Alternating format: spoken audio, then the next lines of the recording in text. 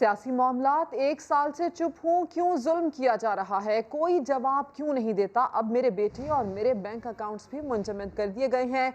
ये वक्त आ गया है कि तहरीके इंसाफ वाले इंसाफ मांगने पर मजबूर हैं।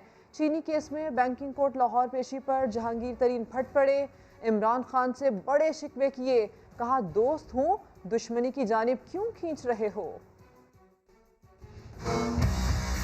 एक साल से मैं चुप करके बैठा हूँ। मेरी वफादारी का कोई और सबूत किसको चाहिए। मैं चाहता हूँ कि ये बातों को कोई जवाब तो दे। जुल्म बढ़ता जा रहा है। मेरे ऊपर एक नहीं, दो नहीं, इन लोगों ने 3 FIR की हैं। और मेरा सवाल वही है जो पहले दिन सवाल था मेरा, कि आखिर सारी पाकिस्तान की शुगर मिले उनमें से इनको सिर्फ जहांगीर तरीन याद आया और अभी तक याद है। मेरी बात के जवाब में उन्होंने कहा जी नहीं, बिल्कुल सबसे साथ कार्रवाई होगी। मैं तो देख रहा हूँ यार, हफ्ता गुजर गया, अभी तो सिर्फ जहांगीर तरीन ही करती। क्या आपका केस इतना कमज़ोर है कि आप कोर्ट में आके बात नहीं करते, आप अपने मीडिया में जाके मेरे खिलाफ गंद उछालना होता है। मैं ये पूछता हूँ, मजबूर हूँ पूछने पर, कि आखिर ये इंतकामी कार्रवाई क्यों हो रही है। आज मैं और मेरे दोस्त जो साहब आपके सामने यहाँ खड़े हैं, हम तहरीक इंसाफ से इंसाफ मांगते हैं। मैं तो दोस्त था, मुझे दुश्मनी की तरफ क्यों धकेल रहे। मैं तो दोस्त था भाई, दोस्त ही रखो। किसी को टारगेट नहीं कर रहे, एहतसाब बिला इम्तियाज किया जा रहा है। मुशीर एहतसाब शहजाद अकबर का न्यूज़ कॉन्फ्रेंस में बयान, कहा किसी अपने से सवाल करना सबसे मुश्किल होता है, लेकिन पूछगछ करनी पड़ती है, क्योंकि अगर नारा एहतसाब का हो तो ये नहीं हो सकता कि दूसरों को पकड़ें और अपनों को छोड़ दें। वाज़ेह किया कि मुकदमा जहांगीर तरीन के खिलाफ नहीं, JWD पर है। किसी को तहफ़्फ़ुज़ात हैं तो केस टू केस मामला देखा जा सकता है। किसी को दीवार के साथ नहीं लगाया जा रहा, किसी को टारगेट नहीं किया जा रहा, अक्रॉस द बोर्ड अकाउंटेबिलिटी की जा रही है। सबसे मुश्किल जो चीज़ होती है अपने किसी से कोई सवाल करना, लेकिन पूछगछ करना बड़ा ज़रूरी है। अगर आपका नारा एहतसाब का है तो फिर ये नहीं हो सकता दूसरों का एहतसाब करें और अपनों का ना करें। हरगिज़ नहीं है कि किसी एक ग्रोह को, एक मिल को या एक शख्स को सिंगल आउट किया जा रहा है। ये नहीं है कि सिर्फ JDW का मामला भेजा गया था। JDW का मामला जो था वो मनी लॉन्ड्रिंग का 7-8 अरब रुपए के करीब बनता है। शरीफ ग्रुप का जो था 25 अरब रुपए का मनी लॉन्ड्रिंग का केस रजिस्टर हुआ। उसके अंदर भी ये नहीं है कि कार्रवाई नहीं हो रही। केस JPT साहब के खिलाफ नहीं, जहांगीर तरीन की कंपनी के CEO हैं, CFO हैं, डायरेक्टर्स हैं, उन सबसे क्वेश्चन किया जा रहा है। 10 FIR रजिस्टर हो चुकी हैं। 13 ग्रुप्स या मिल्स भी अंडर इन्वेस्टिगेशन है। किसी के जो भी तहफ़्फ़ुज़ात होंगे वो केस टू केस बेस उसको देखा जा सकता है। तरीन साहब, आपने घबराना नहीं है। लीगी रहनुमा उस्मा बुखारी का कहना है कि जहांगीर तरीन MNAs को अपने साथ ले जाकर क्या पैगाम देना चाहते हैं। अगर उनमें हिम्मत है तो उन अरकान से इस्तीफे दिलवाएं और अवाम में आए। उस्मा बुखारी ने चीनी स्कैंडल पर वज़ीर आज़म और इत्तेहादियों के खिलाफ भी कार्रवाई का मुतालबा कर दिया। आज जहांगीर तरीन साहब भी मंजर आम पे आए। कोई 8 MNAs और 15 MPs जो हैं उनके साथ उन्होंने शो ऑफ स्ट्रेंथ की। जहांगीर तरीन साहब क्या मैसेज देना चाह रहे हैं? इसीलिए कहते हैं मुकाफात अमल को चीज होती है। आपने उस जहाज को जहाद मिलाकर चलाया और वो आपका जहाज जो है उसने ये पंजाब की हुकूमत बनाई, जिसने हमारा आटा खाया, जिसने हमारी चीनी खाई। आप इससे बरीउज़्ज़िम्मा नहीं हो सकते।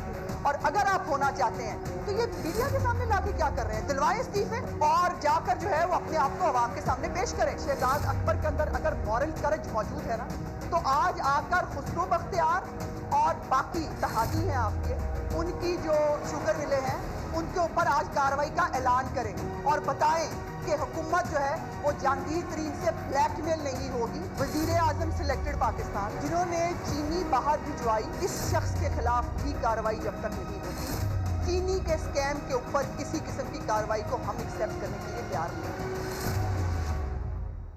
शुगर स्कैंडल में जहांगीर तरीन की बैंकिंग कोर्ट पेशी से पहले बड़ी बैठक लग गई। तहरीके इंसाफ के MNA और MPAs नाश्ते पर जहांगीर तरीन के घर पहुंच गए। कहा उन्हें तन्हा नहीं छोड़ेंगे। नाश्ते से पार शो तक क्या कुछ हुआ, देखते हैं अब्बास शबीर की इस रिपोर्ट में।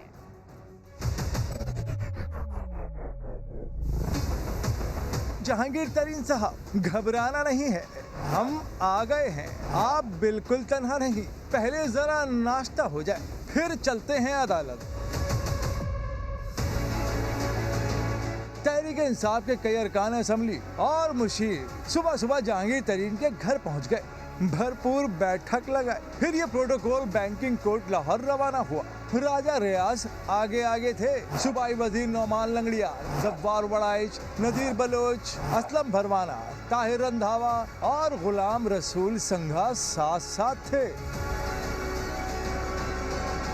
जब जहांगीर तरीन जमानत लेकर अदालत से निकले तो राजा रियाज को आगे कर दिया और उन्होंने धुआंधार खिताब किया। मात का वोट लेने में सबसे बड़ा किरदार जहांगीर खान तरीन का था और आज खान साहब के इर्द गिर्द जो लोग जहांगीर तरीन साहब के खिलाफ साजिशें कर रहे हैं, ये सख्त ज्यादती है। जो भी इंतजामी कार्रवाई करवा रहे हैं ना, अब वक्त आ गया है कि उनको बेनकाब किया जाए। कौन से हैं ये साजिशी लोग? तहरीक इंसाफ से इंसाफ मांगने वाले। तहरीक इंसाफ के अरकान ने नाम नहीं बताए। कौन उठाएगा नकाब, कौन बताएगा नाम, कौन देगा जवाब? तरीन से मुलाकात और अदालत साथ जाने वाले मामले पर वजाहतें भी आने लगी हैं। पीटीआई पंजाब के सदर एजाज चौधरी कहते हैं अरकान ने डिसिप्लिन की खिलाफ वर्जी नहीं की। जहांगीर तरीन पीटीआई में ही हैं, पहले भी सूबाई वुज़रा के साथ अरकान जाते रहे हैं। लेकिन दूसरी जानिब शिबली फराज ने यह कहा कि जहांगीर तरीन के साथ अदालत जाने वाले पार्टी के लिए नहीं, जहांगीर तरीन के लिए गए। यानी कि उन्होंने ये कहा कि तरीन के साथ जाने वाले ज़ाती हैसियत में गए। लेकिन एजाज चौधरी ने इस पर यह कहा कि सूबाई वज़रा के साथ अरकान पहले भी जाते रहते हैं, अरकान ने साथ जाकर डिसिप्लिन की खिलाफ वर्जी नहीं की है। जहांगीर तरीन पीटीआई में ही हैं। तो शुगर स्कैंडल ने जहांगीर तरीन और हुकूमत के रास्ते वाज़े तौर पर जुदा कर दिए। हुकूमती वुज़रा इमरान खान के साबिक करीबी साथी पर खुल्लम खुल्ला ताना कस रहे हैं। कोई उन्हें जहाज़ उड़ाने और कोई टीवी चैनल लाने का मशवरा दे रहा है, तो कोई कहता है कि पीटीआई को जहांगीर तरीन की अब कोई ज़रूरत ही नहीं। इमरान खान से आपका जो करीबी ताल्लुक था वो उसमें आज से रखना शुरू हो गया? बिल्कुल, जितना करीबी मेरा ताल्लुक उनसे था वैसा तो अब नहीं है। चला गया सबसे। Every day is not Sunday. वो चला गया क्या? चला गया। अब जहांगीर तरीन की जरूरत नहीं है पीटीआई को? मेरा तो ख्याल है कि नहीं है, मेरा तो ख्याल है कि नहीं है। जहांगीर तरीन और पीटीआई में पार्ट पड़ चुकी है। मैं तो दोस्त था, कि दुश्मनी की तरफ क्यों धकेल रहे हैं? मैं तो दोस्त था भाई, दोस्त ही रखो। सिर्फ जहांगीर तरीन शुगर मिल को इतना क्यों उछाला जा रहा है? मीडिया ट्रायल की जाए। कभी आपको अपने भाई से या बहन से सवाल करना पड़ जाए तो ये बड़ा मुश्किल काम होता है। जुल्म बढ़ता जा रहा है। मेरे और मेरे बेटे के बैंक अकाउंट फ्रीज कर दिए गए। तकलीफ देह होता है जब आपको किसी अपने का एहतसाब करना हो। आप कोई और काम कर लें, कोई जहाज उड़ा लें, टीवी चैनल खोल लें और कोई कारोबार कर लें। मैं और मेरे दोस्त जो साहब आपके सामने यहाँ खड़े हैं, हम तहरीक इंसाफ से इंसाफ मांगते हैं। ऐसे में बिलावल भुट्टो ने पीपल्स पार्टी की सेंट्रल एग्जीक्यूटिव कमेटी का अहम इजलास इतवार को तलब कर लिया। पीडीएम से अलहदगी की तजवीज़ पर भी इसी इजलास में गौर किया जाएगा। पीपल्स पार्टी रहनुमा नैयर बुखारी का ये कहना है कि इजलास में कोरोना की वजह से कुछ अरकान वीडियो लिंक के जरिए शरीक होंगे। सीईसी का ये इजलास 11 अप्रैल को बिलावल हाउस कराची में होगा। सीईसी इजलास में पीडीएम से अलहदगी की तजवीज़ पर भी गुफ्तगू होगी, ये इम्कान जाहिर किया जा रहा है। कोरोना की वजह से कुछ अरकान वीडियो लिंक के जरिए शरीक होंगे इस इजलास में। पीपल्स पार्टी की बात करें तो पीपल्स पार्टी को कोई कैसे चार्जशीट दे सकता है? हमने आपसे कभी पूछा कि खैबर पख्तूनख्वा में हमारा सेनेटर कैसे गिराया? पंजाब में आप कैसे बिला मुकाबला लोग ले आए? जहां आपकी अक्सरियत थी हम खामोश रहे। पीडीएम में कोई डिक्टेशन नहीं चल सकती। पीपल्स पार्टी रहनुमा शरीर रहमान ने नून लीग को भरपूर जवाब दे दिया। हदफ सिलेक्टेड सरकार है, एक दूसरे पर फायरिंग पीडीएम से नहीं होनी चाहिए थी। लेकिन मैं बिल्कुल ये नहीं एक्सेप्ट कर सकती, ना मेरी जमात, कि हमारे पार्टी को आप कोई और इस तरह चार्जशीट इशू करें। भाई किस हैसियत में? चार्जशीट तो हमारी जमात और कारकुन और क़यादत उन पर करने तैयार हो सकती है। पूछ सकते हैं कि जी खैबर पख्तूनख्वा ने आपने क्यों हमारा सेनेटर गिराया, क्यों नहीं कोऑपरेट किया? हम हर जगह उतारते रहे जहाँ जहाँ, क्योंकि ये एक इत्तेहाद है। जहाँ आपकी सीटें ज़्यादा है वहाँ हम विड्रॉ करेंगे। अब हमने पूछा आपसे पब्लिक में कि आपने पंजाब में क्या किया, पंजाब में जिस तरह आपने अनअपोज सारे जो आप जिनको आप बनाना चाहते हैं वो अनअपोज आए हुए हैं, वो कैसे? अगर हमने ये किया होता तो बावेला मचा होता, लेकिन वो हमें दीवार से लगा के कह रहे इस्तीफे फौरी तौर पर, इसमें और कोई डिस्कशन नहीं हो सकता, हम आपको मोहलत दे रहे हैं, चार्जशीट दे रहे हैं, और फिर कह रहे हैं कि आप नहीं बनाएंगे, आपकी अक्सरियत है। What is this? और कहा जाता है ना कि सियासत में कोई बात हरफ आखिर नहीं होती, बिल्कुल वही हुआ। कल एएनपी नून लीग पर सख्त इल्जामात लगा रही थी। आज हल्का NA 249 के ज़िमनी इंतखाब में नून लीग के हक में अपना उम्मीदवार दस्तबरदार करवाने का ऐलान कर दिया। संजय साधवानी की रिपोर्ट। एएनपी अपने आप को विड्रॉ कर रही है। पीडीएम तो मैं नहीं कहूँगा, पीडीएम अब नहीं कहा जा सकता इसको। अजब सियासत के गजब रंग। गुज़िश्ता रोज नून लीग के रवैये से दिलबर्दाश्ता होकर पीडीएम से अलहदा होने वाली जमात आज कराची में नून लीग की इत्तेहादी बन गई। हल्का NA 249 पर ज़िमनी इलेक्शन लीगी उम्मीदवार मिफ्ता इस्माइल की बाचा खान मरकज आमद ANP ने भरपूर ताउन का ऐलान कर दिया। मुफ्ता साहब सिर्फ पाकिस्तान मुस्लिम लीग का नहीं बल्कि अवामी नेशनल पार्टी और पाकिस्तान मुस्लिम लीग नून का मुश्तरका उम्मीदवार होगा। जो हम इस इलेक्शन में इनकी हिमायत का ऐलान कर रहे हैं, इसका पीडीएम से कोई ताल्लुक नहीं है। मिफ्ता इस्माइल टाफियों और पैन वाली हिकमत अमली के बाद सियासी जमातों से मुतवातिर राब्ते कर रहे हैं। मैं इनका बहुत शुक्रगुजार हूँ। यूनुस साहब ने ये बात कही है कि ये पीडीएम का फैसला नहीं है, ये इनकी पार्टी ने लोकल फैसला किया है और मैं ख़ास तौर पर इनका इस बात पर मशकूर हूँ। NA 249 पर ज़िमनी इलेक्शन के लिए सियासी जोड़ तोड़ में तेजी आ गई है। संजय साधवानी, समा, कराची। पहले दूरियां बढ़ी, बयानात आए, अब इत्तेहादी इंतखामी मैदान में आमने सामने आ गए। पीपल्स पार्टी ने कराची में ज़िमनी इंतखाब में पीडीएम के खिलाफ लड़ने का फैसला कर लिया है। NA 249 में कादिर खान मंदुखेल को मुकाबले के लिए मैदान में उतार दिया है। इस हवाले से मजीद तफसीलात जानते हैं संजय साधवानी से। संजय, खासे मुतारिक नजर आ रहे हैं बिलावल भुट्टो जरदारी, क्या है अंदर की बात? जी बिल्कुल, पीडीएम से मुकाबला करने के लिए जरदारी भी सरगर्म हुए हैं। हल्का NA 249 के ज़िमनी इंतखाबात में पाकिस्तान पीपल्स पार्टी ने पीडीएम के मुखालिफ अपना उम्मीदवार मैदान में लाने का फैसला किया है। पीपल्स पार्टी ने कादर खान मंदोखेल को NA 249 पर टिकट दे दिया है। आज बिलावल भुट्टो जरदारी ने पार्टी उम्मीदवार से मुलाकात की है और इन्हें हिदायत दी है कि मुहिम जो है हर किस्म की चलाई जाए और कोशिश की जाए कि इस हल्के में कामयाबी हासिल की जाए। न सिर्फ NA 249 के उम्मीदवार, इस जिले के दीगर ओहदेदारान हैं, उनसे भी बिलावल भुट्टो जरदारी ने मुलाकात की है। इस हल्के के में काफी सूरत है। अगर बात करें तो JUI ने अपना उम्मीदवार नून लीग के हक में दस्तबरदार कराया है। ANP ने अपना उम्मीदवार नून लीग के हक में दस्तबरदार करने का ऐलान किया है। तो मिफ्ता इस्माइल के मुकाबले में पीपल्स पार्टी के उम्मीदवार कादर खान मंदोखेल होंगे। जी ठीक है, मिफ्ता इस्माइल के मुकाबले में कादिर खान मंदोखेल को मैदान में उतारा गया है। अपडेट करने के लिए शुक्रिया संजय। और NA 75 डस्का में ज़िमनी इंतखाब के दौरान प्रिजाइडिंग अफसरान कैसे लापता हुए, इलेक्शन कमीशन ने फैक्ट फाइंडिंग इंक्वायरी का ऐलान कर दिया। सूबाई joint election commissioner Punjab Saeed Gul inquiry अफसर मुकर्रर। तमाम विफाकी और सूबाई इदारों से मदद भी ले सकेंगे। जुल्कर नैन इकबाल रिपोर्ट करेंगे।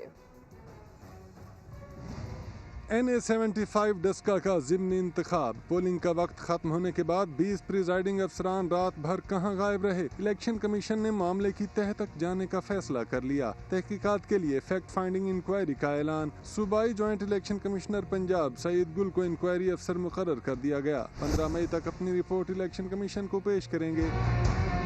इंक्वायरी कमीशन प्रिजाइडिंग अफसरान और सिक्योरिटी अमले की जानिब से ड्यूटी की खिलाफ वर्जियों की जांच करेगा। इंक्वायरी अफसर लापता प्रिजाइडिंग अफसरान के बयानात रिकॉर्ड करेगा। पता चलाया जाएगा कि प्रिजाइडिंग अफसरान सुबह तक कहां रहे। कमीशन सूबाई और विफाकी इदारों से मदद लेने का अख्तियार भी रखता है।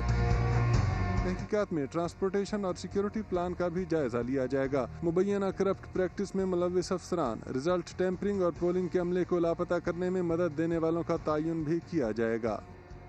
इसी हवाले से मजीद बात करते हैं। 10 अप्रैल को NA 75 डस्का में एक बार फिर ज़िमनी इलेक्शन का मैदान सजेगा। PTI उम्मीदवार अजद मली ने रिटर्निंग ऑफिसर और DRO को तब्दील करने का मुतालबा कर दिया है। कहा पूरी इंतजामिया को तब्दील कर दिया गया, लेकिन जिन्हें हटाने का मुतालबा किया था वो तो अपने ओहदों पर मौजूद हैं। अजद मली समा के नुमाइंदे शहजाद अहमद से गुफ्तगू कर रहे थे। ना आरओ जिक्र करता है किसी पोलिंग स्टेशन के बंद होने का, ना फायरिंग का, ना वगैरह वगैरह, और ना ही नून लीग ने 2 दरखास्तें दी, दोनों में कहीं जिक्र नहीं है कि जी फायरिंग की वजह से, लड़ाई की वजह से हमारा कोई वोट जो है वो खराब हुआ। हमारी पूरे हल्के में 46% कास्टिंग है और हमारा इलेक्शन को अनल कर दिया गया। वजीराबाद में जो इलेक्शन हुआ है उस पर 47% कास्टिंग हुई और वो कबूल कर लिया गया इलेक्शन। इलेक्शन कमीशन से आपके कोई मुतालबात हैं? हमने एक उनको दरखास्त दी थी कि जी आरओ साहब और डीआरओ साहब जो हैं उनको चेंज कर दिया जाए, लेकिन एडमिनिस्ट्रेशन, सिविल एडमिनिस्ट्रेशन जो है वो सारी चेंज हो गई, तो जो हेड थे इलेक्शन कराने के वो वहीं के वहीं रह गए। तो हमारी एक सिंपल सी रिक्वेस्ट थी कि उसको चेंज कर दिया जाए। मल्ली साहब, हल्के की एक यूनियन कौंसिल में लॉकडाउन है, इलाके के लोग अपना हक की राह दही इस्तेमाल करने से महरूम रह जाएंगे क्या? जिन जिन एरियाज में लॉकडाउन है they will also cast their vote. मुझे पता लगा है from election commission. Noon league इल्जाम लगा रही है कि हुकूमत आपको सपोर्ट कर रही है, क्या ऐसे है? पार्टी मुझे सपोर्ट कर रही है। अब वो एक एडेड एडवांटेज कह लें या डिसएडवांटेज कह लेंगे, हमारी पार्टी इक़्तिदार में भी इंशाल्लाह 10 तारीख को we're going to win with a thumping majority। आगे बढ़ते हैं। नैब ने नवाज शरीफ की जायदाद जब्तगी पर मरियम नवाज के एतराज़ात की मुखालिफत कर दी। कहा, कुलसूम नवाज की मिल्कियत वाले घरों पर मरियम नवाज का दावा दुरुस्त नहीं। एवनफील्ड, अल अजीज़िया और फ्लैगशिप रेफरेंस पर नैब की दरखास्तें भी कल समाअत के लिए मुकर्रर कर दी गईं। सुहेल रशीद की रिपोर्ट। नवाज शरीफ के इश्तिहारी होने पर मरी और छांगला गली में उनके बंगलों की जब्तगी और मरियम नवाज के एतराज़ात नैब ने भी जवाब एहतसाब अदालत में जमा करा दिया। मरियम नवाज की दरख्वास्त को ही नाकाबिल समाअत करार दिया। कहा, इंसाफ का तकाजा है कि इस दरख्वास्त को खारिज कर दिया जाए। नैब के जवाब में कहा गया है कि मरियम नवाज ने मरी में हाउस नंबर 24A और B जबकि छांगला गली का बंगला कुलसूम नवाज की मलकियत होने का एतराज़ उठाया, लेकिन FBR और इलेक्शन कमीशन में नवाज शरीफ ने कुलसूम नवाज को अपने ज़ेर कफालत जाहिर कर रखा है। ये घर कुलसूम नवाज की मलकियती जायदाद के तौर पर तकसीम ही नहीं हो सकते, इसलिए मरियम नवाज का इसे अपना हिस्सा करार देने का दावा भी दुरुस्त नहीं। दूसरी जानिब इस्लामाबाद हाई कोर्ट में एवनफील्ड, अल अजीज़िया और फ्लैगशिप रेफरेंसेस में तमाम अपीलों की जल्द सुनवाई के लिए नैब की दरख्वास्त जुमेरात के रोज समाअत के लिए मुकर्रर कर दी गई। नैब की जानिब से नवाज शरीफ के इश्तिहारी होने के बाद अपीलों और जज वीडियो स्कैंडल के मुस्तकबिल पर उठाए गए कानूनी सवालात पर जवाब जमा कराए जाने का इम्कान है। लाहौर हाईकोर्ट ने शहबाज शरीफ के करीबी ब्यूरोक्रेट आहत चीमा की आमदन से जायद असासों के केस में जमानत मंजूर कर ली। वो आमदन से ज्यादा असासे बनाने के इल्जाम में गिरफ्तार थे। इस हवाले से रिपोर्ट कर रहे हैं शाहिद हुसैन। शहबाज शरीफ के दौर में DG LDA रहने वाले आहत चीमा को रिलीफ मिल गया। हाई कोर्ट ने आमदन से जायद असासे बनाने के रेफरेंस में जमानत पर रिहाई का हुक्म दे दिया। हाई कोर्ट के 2 रुकनी बेंच ने आहत चीमा की दरख्वास्त जमानत पर समाअत की। इनके वकील ने अदालत को बताया कि मुल्जिम को हिरासत में 3 साल से जायद का अरसा हो चुका है, जबकि 70 से जायद गवाहों की शहादत रिकॉर्ड होना अभी बाकी है। केस का ट्रायल करने वाले जज का भी तबादला हो चुका है, इसलिए केस के फैसले का जल्द कोई इम्कान नहीं। आहत चीमा शहबाज शरीफ के खिलाफ आशियाना केस में फरवरी 2018 में गिरफ्तार हुए, जिसके बाद इनके खिलाफ आमदन से जायद असासों का केस दाखिल किया गया। आशियाना केस में आहत चीमा की नवंबर 2020 में पहले ही जमानत हो चुकी है। कैमरामैन खावर महमूद के साथ शाहिद हुसैन, समा, लाहौर। कोरोना की बात करते हैं, जिसकी तबाहकारियां जारी हैं। 24 घंटे में मजीद 102 अफराद जान से गए। 4000 से ज्यादा नए केसेस रिपोर्ट हुए। इस्लामाबाद हाई कोर्ट के 2 डिप्टी अटॉर्नी जनरल और एहतसाब अदालत नंबर 1 का अमला भी वायरस का शिकार हो गया। National command and operation centre के मुताबिक गुज़िश्ता रोज कातिल वायरस के बायस खैबर पख्तूनख्वा में 27 अमवात हुई, सिंध में 6, इस्लामाबाद 4, आज़ाद कश्मीर में 8 और बलूचिस्तान में 1 मरीज दम तोड़ गया। मजमूई अमवात की तादाद 15,026 हो गई। फाल केसेस 64,373 हो गए। अब ये बताएं कि वज़ीर आज़म ने कब कहा कि औरत फहाशी में इजाफे की वजह है? क्या फहाशी को रेप के बढ़ते वाक़यात की बुनियादी वजह करार देना जुर्म है? वज़ीर आज़म के नुमाइंदा खुसूसी ताहिर अशरफी ने तनकीद करने वालों से सवाल कर दिया। ये कहा कि एक छोटा तबका हर चीज़ को ख़राब करने की कोशिश करता है। वज़ीर आज़म ने तो इज्तिमाई बात की है, दुरुस्त सिमत की निशानदही की। हर चीज को एक छोटा सा तबका कोशिश करता है खराब किया जाए। मोहतरम इमरान खान साहब ने कहा कि फहाशी और यानी एक बुनियादी सबब है, बाज लोगों ने उसे सिर्फ औरतों की तरफ मंसूब कर दिया। क्या कहीं प्राइम मिनिस्टर ने ये कहा कि ये सिर्फ इसकी जिम्मेदार औरत है?